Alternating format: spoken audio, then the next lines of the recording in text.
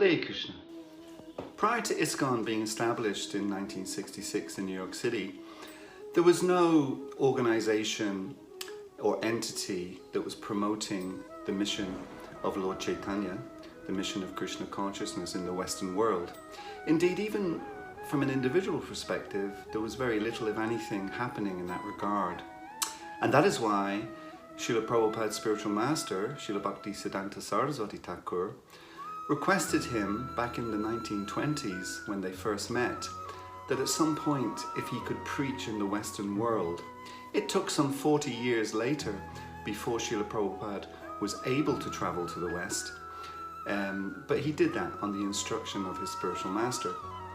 So when he came and established ISKCON, very shortly after doing so, even before doing so, already in Srila Prabhupada's mind was, how will this continue on after he leaves? Because he was already, when he set sail from India, he was 70 years of age. And as he said himself many times, he could depart at any moment. So naturally he reflected on what his own spiritual master thought was the best way. And that's an interesting story, because traditionally in India, the way that Bhaktisiddhanta Maharaj wanted his movement, known as the Gaudiya Vaisnavism, to continue, was a departure from what was the tradition.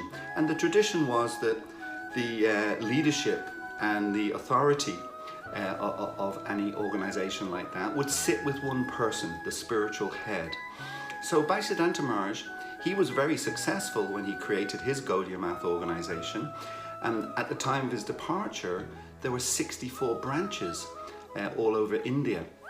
So then he decided that after he departs, he wouldn't give it to one person as was the tradition, but he would create a governing board. And the simple logic of that is that if you give something just to one person and then something untoward happens to that person, there's some tragedy or they change direction in life or whatever the case may be, then the organization is in jeopardy and comes under threat for its very existence. So Bhaktisiddhanta Maharaj considered better to set up a whole governing board like that.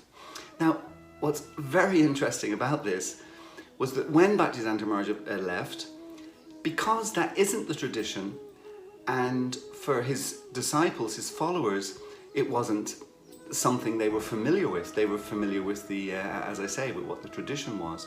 They really struggled to implement this, and in essence, they didn't do so.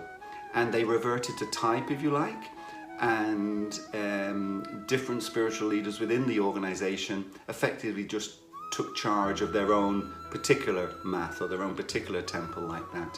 And in effect, the Gaudiya Vaisnavism, as a result of that, has continued, but hasn't been as successful as you would have thought it would have been, certainly in terms of the success that Bhaktisiddhanta Maharaj left, having 64 branches all over India like that.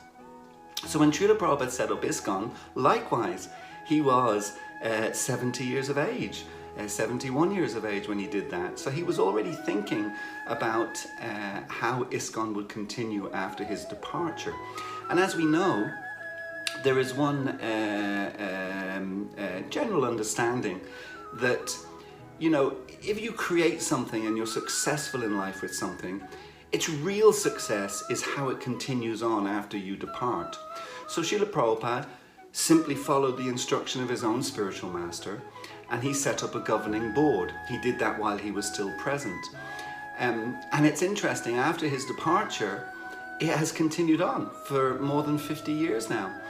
And the reason being is that his disciples, Srila Prabhupada's disciples, were predominantly Western personalities, and they of course didn't have the tradition of how spiritual movements run and function and having one spiritual head.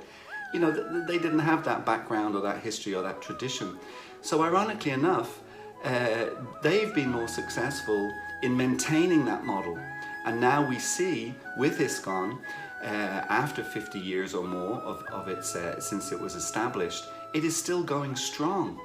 And Srila Prabhupada, it's understood, at the time of his departure, ISKCON had effectively 108 branches, 108 temples worldwide, but now it has somewhere in the region of 10 times that number, which really goes to show the successful model that Bhaktisiddhanta Maharaj gave initially to Srila Prabhupada, and that Srila Prabhupada continued with ISKCON.